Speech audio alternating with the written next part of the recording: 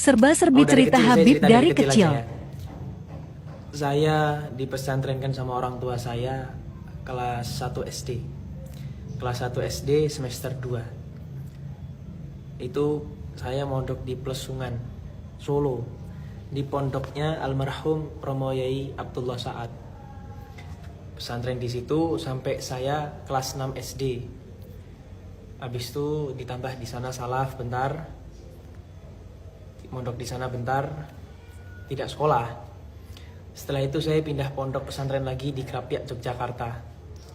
Saya mondok di Yogyakarta waktu itu sampai 2019. Dan cita-cita saya dulu jadi pemusik sebenarnya.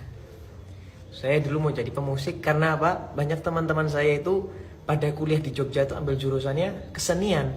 Jadi ada yang sekolahnya di isi Yogyakarta, kuliah di situ. Saya dulu pengennya jadi pemusik. Terus akhirnya saya lulus dari Pondok Krapyak 2019 awal. Saya itu sekolah di SMI, Sekolah Musik Indonesia di Perempatan Baturono Solo. Di Perempatan Baturono itu nanti di kanan jalan ada tulisannya SMI Sekolah Musik. Saya sekolah di situ. Saya dulu belajar magom, ya kayak orang Kori, Bayati, Nahwan, Hijaz, terus di Harkah. Terus saya akhirnya jadi pemusik. Pertama kali saya dibuatin rumah di Kalioso Sragen. Yang buatkan rumahnya Romo Abdullah Sa'ad sama Gus Munir. Akhirnya saya di situ dikasih rutinan 3. Rutinan di Kali Jambe, Sambirembe, sama daerah Miri.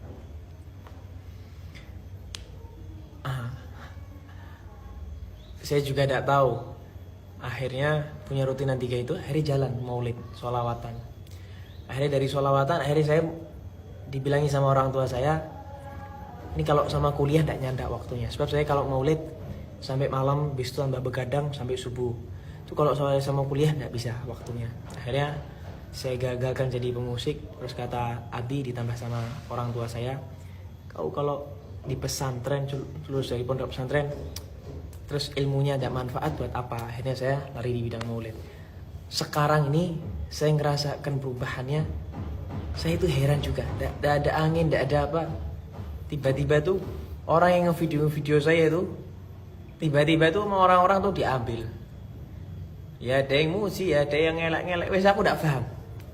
Kan komplitan lillahi ta'ala. Tidak bisa orang itu tidak bisa kok dipuji terus tuh tidak bisa. Orang tuh pasti ya ada dipujinya, ada di elek-eleknya juga, ada di jelek-jelekkannya juga. Kalau orang mau dipuji terus ya jangan hidup di dunia. Dunia ini tempatnya ujian. Akhirnya sampai mana tadi? Sampai mana tuh tadi Sob? Aku nggak terlalu suka sholawatan, tapi setelah dengar suara Inap Suti jadi jatuh cinta sholawatan. Allahumma sholli ala sayyidina Muhammad. Ini penyanyi. Terus sekarang efeknya itu yang saya rasakan, akhirnya saya bisa menjalar ke semuanya. Saya lari ke musik, ya insya Allah bisa. Lari ke dangdut ya bisa. Saya lari ke sholawatan ya bisa. Tapi ya baliknya itu tadi, orang itu kan tidak bisa selamanya mendapatkan pujian orang. Tetap harus ada. Sebab gini, monyet itu kalau pegangan sama pohon, kalau anginnya kenceng, dia pegangannya tambah kuat. Tapi kalau anginnya spoi-spoi, akhirnya dia tidur malah jatuh. Bahayanya dipuji itu, spoi-spoi itu bahaya.